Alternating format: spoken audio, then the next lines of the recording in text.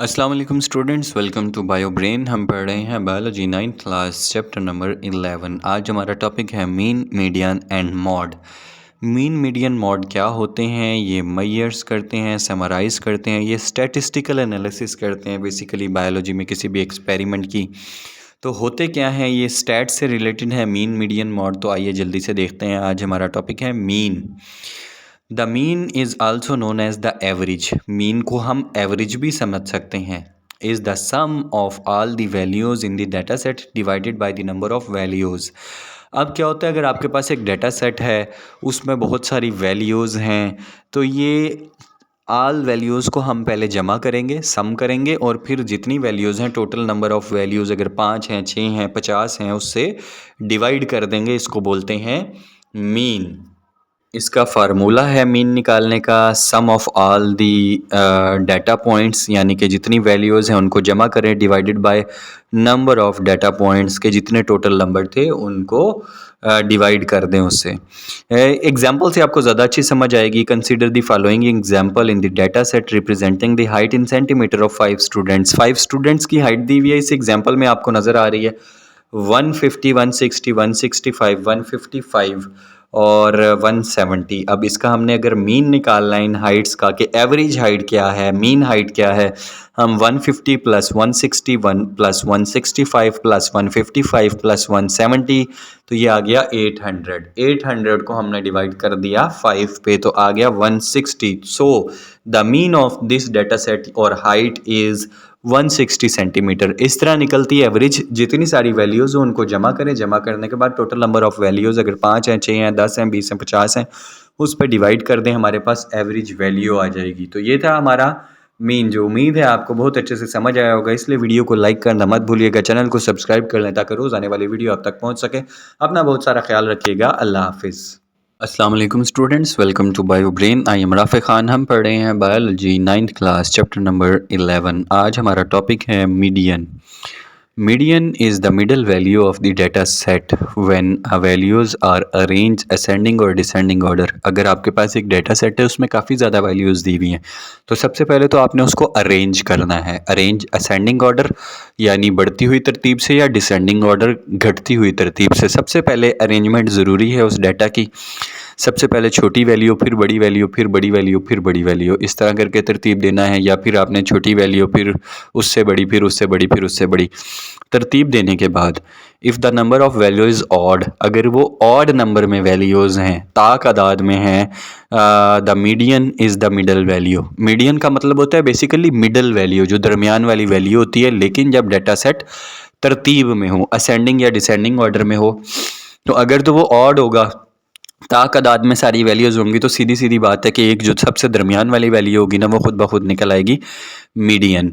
If the number of values is even, लेकिन अगर जुफ्त तादाद यानी कि इवन नंबर्स हों डाटा सेट के अंदर, even values, amount of values हो, लाइक अगर 5 हो ना तादाद में, तो 2 इस साइड पे छोड़ने हैं, 2 इस साइड पे छोड़ने हैं, दरमियान वाला जो होगा ना, थर्ड वैल्यू, वो होगी मीडियन। अगर वैल्यूज़ हैं 6 हमारे पास, तो फिर क्या होगा, फिर हम 3 इधर उधर नहीं छोड़ सकते, तो फिर जो दरमियान वाली 2 मिडल वैल्यूज़ होंगी ना, the median is the average of 2 middle values.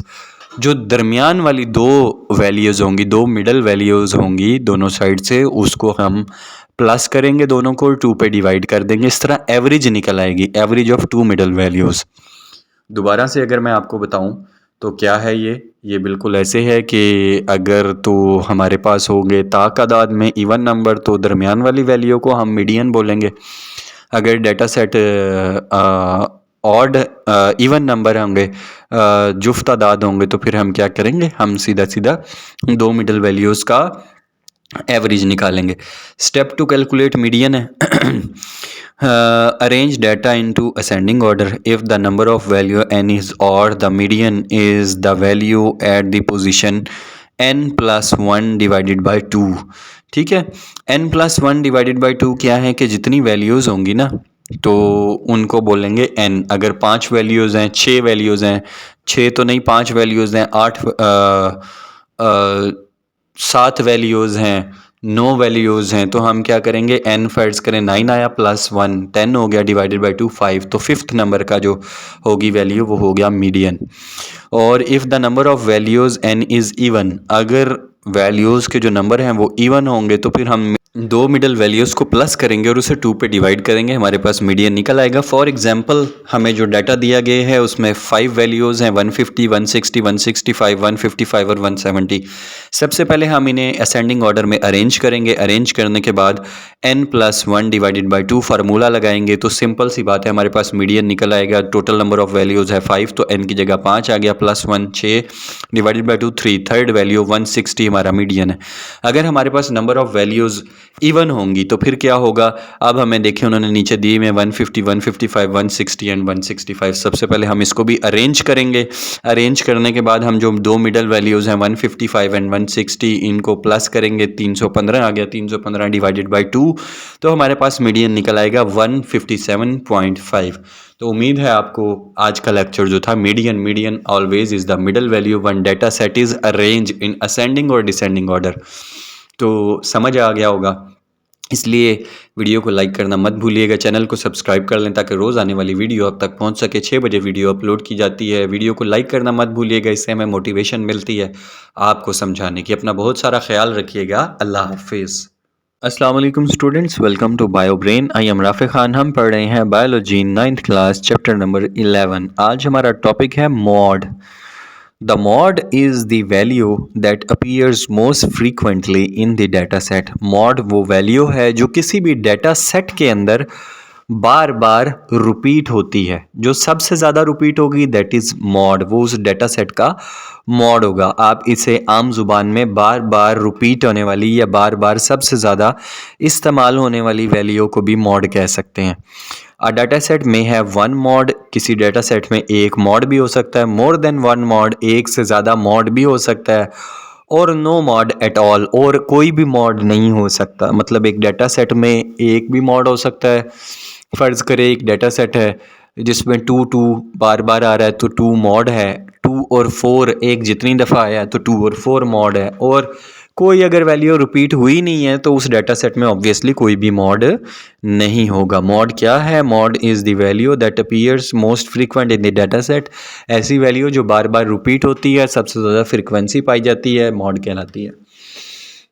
Steps to calculate mode: count the frequency of each value in the data set. आपको जो भी डाटा सेट दिया हुआ है उसके अंदर हर वैल्यू को काउंट करें कि कितनी दफ़ा कौन सी वैल्यू आई है। The value with the highest frequency is the mod. जो वैल्यू सबसे ज़्यादा बार आई होगी उसको मॉड कहते हैं। फॉर एग्जांपल आपको नीचे एक डाटा सेट नज़र आ रहा है 150 160 165 155 और 160। तो आप देखते हैं फ्रीक्वेंसी अगर हम मालूम अब इसकी करते हैं तो 150 कितनी दफ़ा आया? एक दफ़ा। 160 कितनी दफ़ा आया? दो दफ़ा। 165 एक दफ़ा और 155 एक दफ़ा। The value with the highest frequency is 160। आप जानते हैं कि इसमें दो दफ़ा अगर 160 आया है तो वो बार बार रिपीट होने वाली वैल्यू 160 है, तो इस डाटा सेट का मॉड होगा 160। Second example, consider a data set 150 160 160 155 155। अब अगर देखें तो 150 एक दफ़ा आया, 160 दो दफ़ा और 155 दो दफ़ा आया है। The value with the highest frequency is 160 and 155। दो 160 और 155 दो दो दफ़ा रिपीट हुए हैं, इक्वल हैं। सो इस का जो मॉड है ये बाई मॉडल वैल्यू है, यानी कि बाई मॉडल दो मॉड हैं 160 and 155। Third example, the consider that data set 150 160 165 155 और 170, इसके अंदर कोई भी वैल्यू रिपीट नहीं हुई। फ्रीक्वेंसी चेक करें तो हर वैल्यू की 111 ही है। All values have the same frequency, so this data set has no mode. इस डाटा सेट में कोई भी मॉड अवेलेबल नहीं है। मतलब मोस्ट फ्रीक्वेंटली वैल्यू, हाँ तीन भी मॉड हो सकते हैं। अगर तीन वैल्यूज़ बार बार रिपीट हो रही हैं तो तीन मॉड होंगे, चार वैल्यूज़ रिपीट हो रही हैं तो चार मॉड होंगे। कोई वैल्यू भी रिपीट नहीं हो रही तो कोई भी मॉड नहीं होगा। आपको उम्मीद है एग्जाम्पल से बहुत अच्छी समझ आ गई होगी। वीडियो को लाइक करना मत भूलिएगा, चैनल को सब्सक्राइब करके बेल आइकन को प्रेस कर दें ताकि रोज़ आने वाली वीडियो आप तक पहुंच सके जो 6 बजे अपलोड की जाती है। अपना बहुत सारा ख्याल रखिएगा, हमें दुआओं में याद रखिएगा। अल्लाह हाफिज़।